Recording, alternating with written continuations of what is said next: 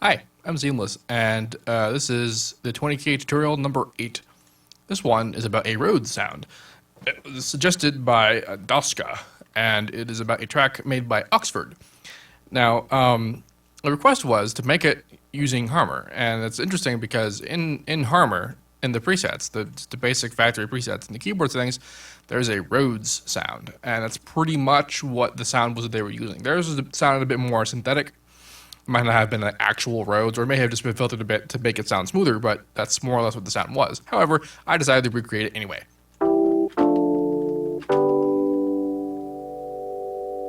the way that this works is that we're utilizing just a low pass filter to keep it like not so harsh.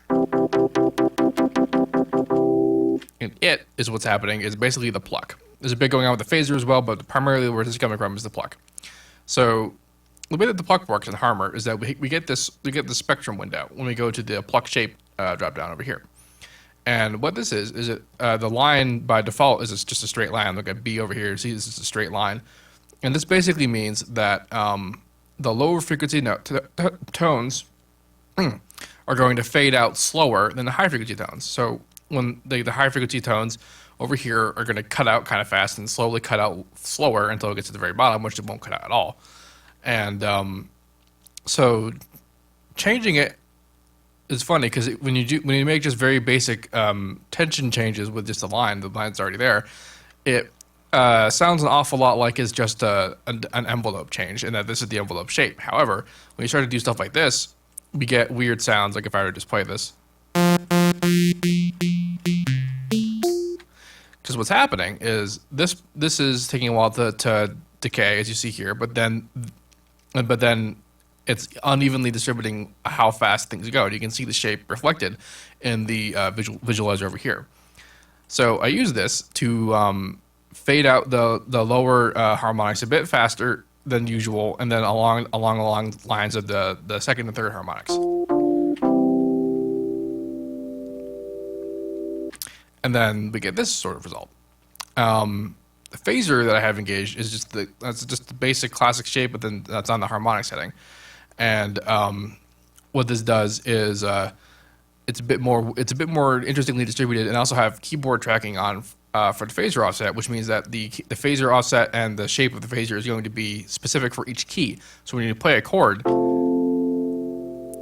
you can't really see it visually, but when you play a chord, the harmonics are all being messed with in the same way for each individual note, and instead of the spectrum as a whole.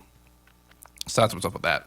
It's kind of slow and slow going and whatever, but that's pretty much it for the sound. It's not terribly complex. Oh, I have a unison engaged, and just for fun, I have a wacky unison pitch setting. Oh yeah, and phaser mask. And what this does is basically this mask is telling you that the phaser is only active down here, and then up here the phaser is not doing anything, which is not super important considering that there's not really a lot going up there anyway, because their pluck and the filter kind of kill everything up there. Well, that's pretty much it. Dosca asked for this to use, and he specifically said, or he or she specifically said, to use a Harmor VST. And I'm not sure if that means that you're using the standalone version of Harmor. And if you are, that means that when I save this as a patch and I give it to you, it might not work. However, that doesn't mean it's not going to work. It just means that you need to rename the file. Rename the file, whatever extension that Harmor, the standalone version, uses.